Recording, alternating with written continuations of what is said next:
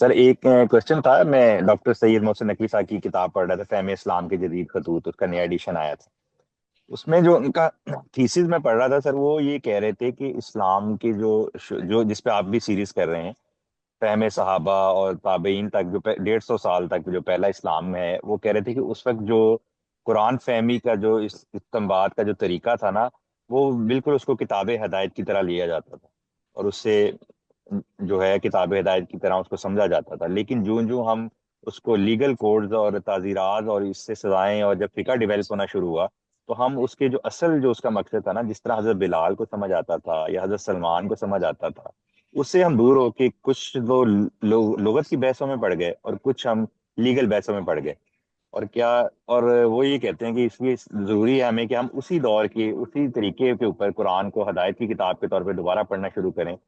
اس کے لیے سر ایک تو یہ کیسا ہے منہج ہے، اور دوسرا کہ اس کے لیے کچھ اگر آپ کو تفسیر ریکمینڈ کر سکیں. جیسے انہوں نے ایک دو کی تو کہتے ہیں پھر وہ یہ ہو جاتا ہے، کہتے ہیں کہ وہ الزامات لگ جاتے ہیں، وہ کہتے ہیں آپ ریلویوں کی کر رہے ہیں، وہ کوئی کہتا ہے آپ دیوبندیوں کی کر رہے ہیں.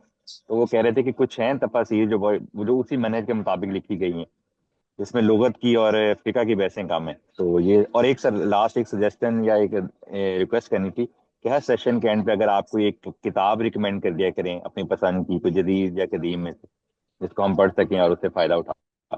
جزاک اللہ. بہتر ہے، میں دیکھتا ہوں جی کوئی کتابیں ایسی سامنے ہوں تو میں ان کا ذکر کر دیا کروں. یہ جو بات وہ کہہ رہے ہیں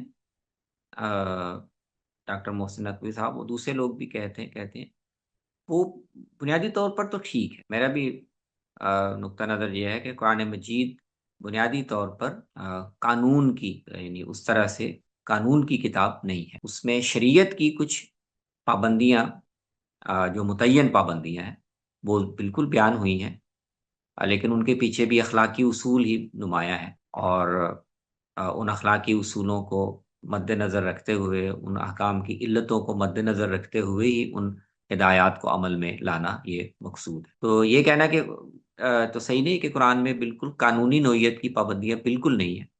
بعض متعین قانونی پابندیاں، جن کو ہم قانون کہہ سکتے ہیں، وہ بیان ہوئی. لیکن زیادہ تر چیزیں جو ہیں وہ ایک اخلاقی نوعیت کی ہدایات ہیں، اور مصلحت اور حکمت پر مبنی کچھ ضروری ہدایات ہیں، جو اس سماج کے لحاظ سے اس وقت کی صورت حال کو اس میں، یعنی ضروری اصلاحات کے لیے بہت کارآمد. باقی زیادہ تر کنٹینٹ تو قرآن کا نصیحت کا، تذکیر کا، اور خدا خوفی پیدا کرنے کا وہی ہے.